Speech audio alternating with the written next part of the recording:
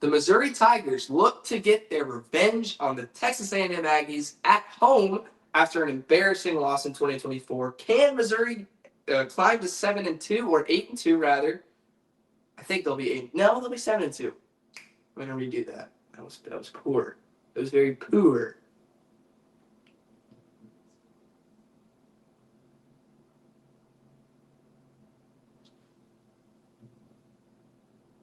Can the Missouri Tigers avenge their 2024 loss to Texas A&M where they got absolutely dismantled at Kyle Field? This year, it's in Columbia, Missouri. It's in a different location, and Missouri has a chance to get a marquee win against the top 3 team and the undefeated Texas A&M football Aggies. This is going to be a fun game. I think that there's a lot of fun things to talk about in this football game, and we're going to get right into it.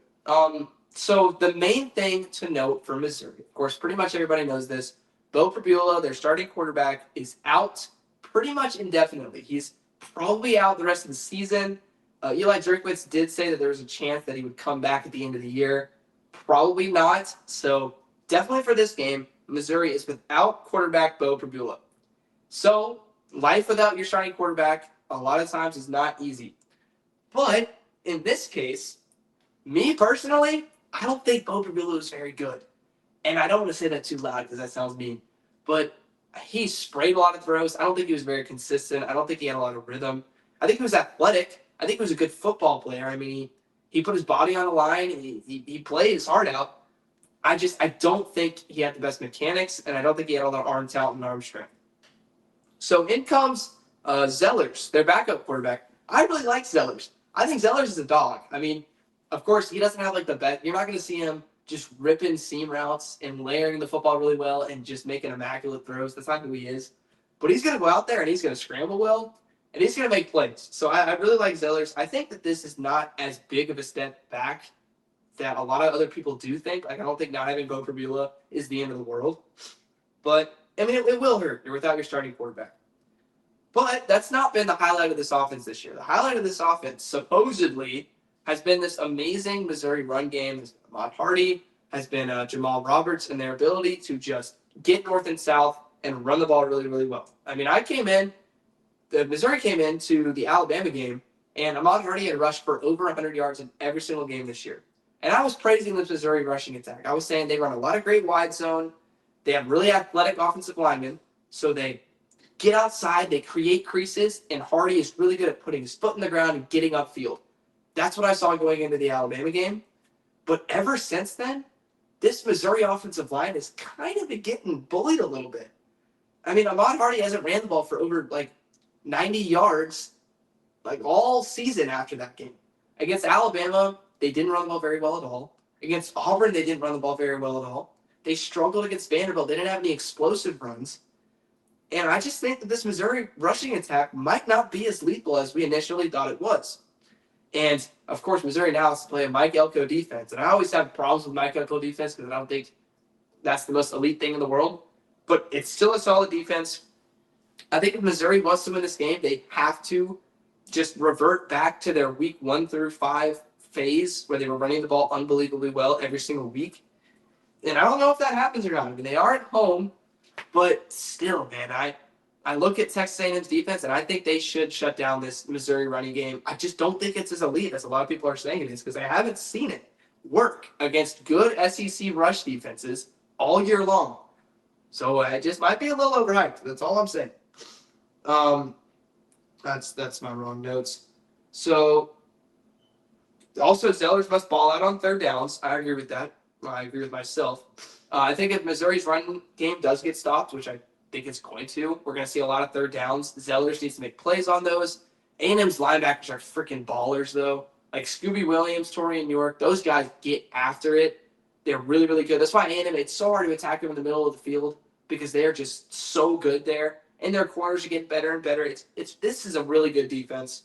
So I'm worried. I don't necessarily think that Missouri is really going to be able to score in this game. I think if they do, I think they're going to score points, but they're not going to score a bunch of points. You know what I mean?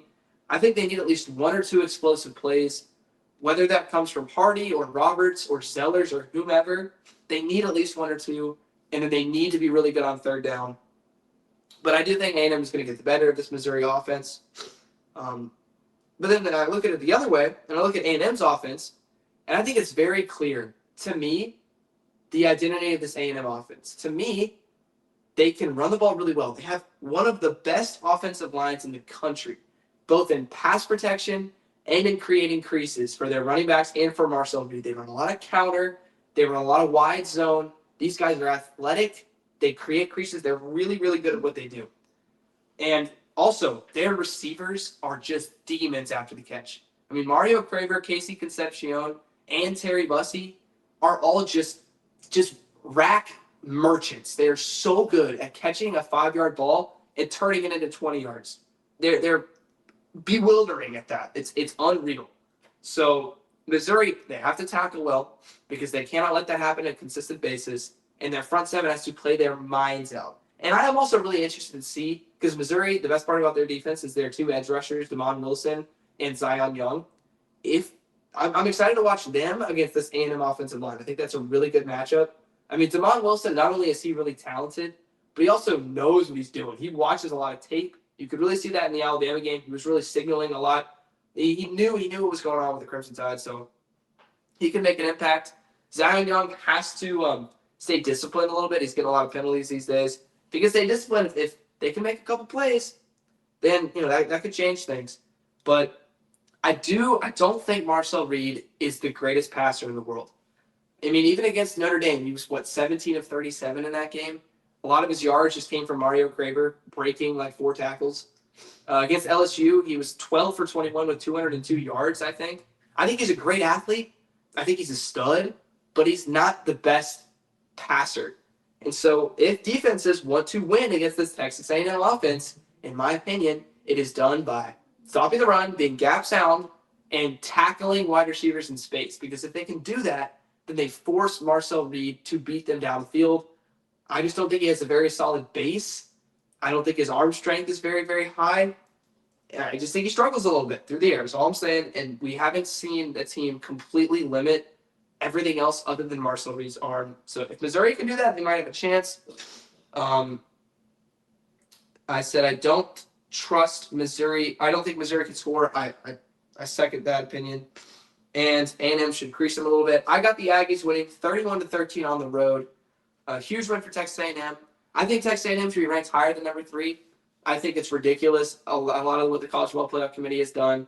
I don't want to get into it right now because I could rant about it. I don't need to rant about it. But A&M gets a huge road win. They're second in as many weeks.